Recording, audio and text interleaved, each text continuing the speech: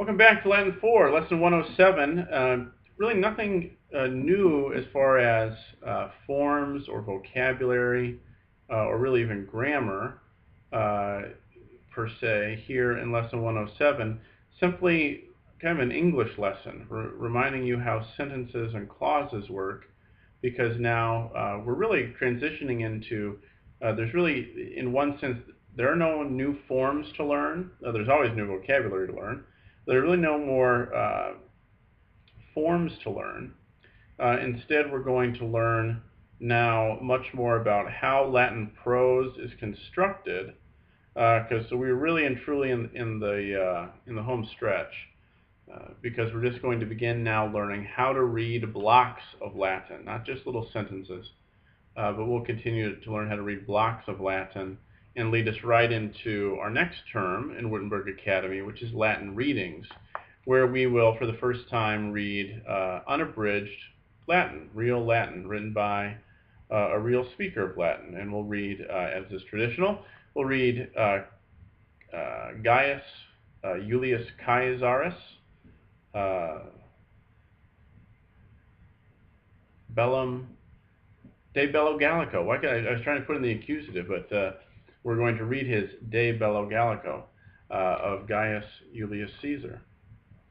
All right. So lesson 107. A sentence is a thought expressed in the form of a statement, a question, an exclamation, or a command.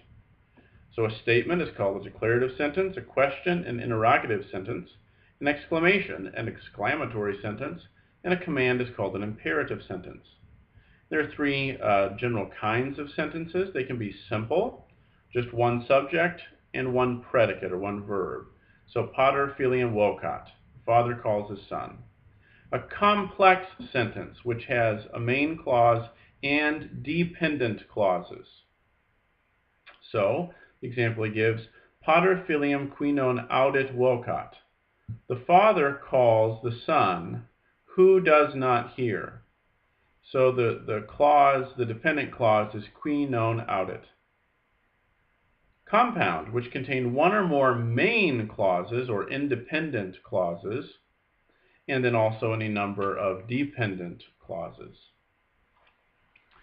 Lesson, or on page 211, connectives and complex sentences. And this is where to really pay attention. The foregoing is probably simple enough. But a relative pronoun or a relative adverb starts a dependent clause. So that's what you need to know. Pater filium qui in horto est vocat. The father calls his son. That's the main clause. So notice in Latin, not all those words are lined up together. Pater filium vocat. So vocat's way at the end of the sentence, but that's the main clause. That's the main verb and the subject and its object. What starts the dependent clause is the pronoun qui in horto est, who is in the garden. A dependent clause can always be removed and you'll still have a sentence, right?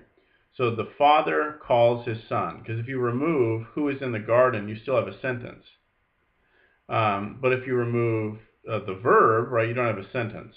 The father, his son, who's in the garden. So, it's not a sentence.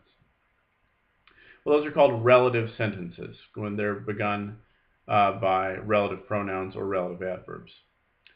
B, an interrogative word or indirect discourse. This gives you an interrogative clause or a clause of indirect discourse, such as video quid agis. I see what you were driving at. I see what you're doing.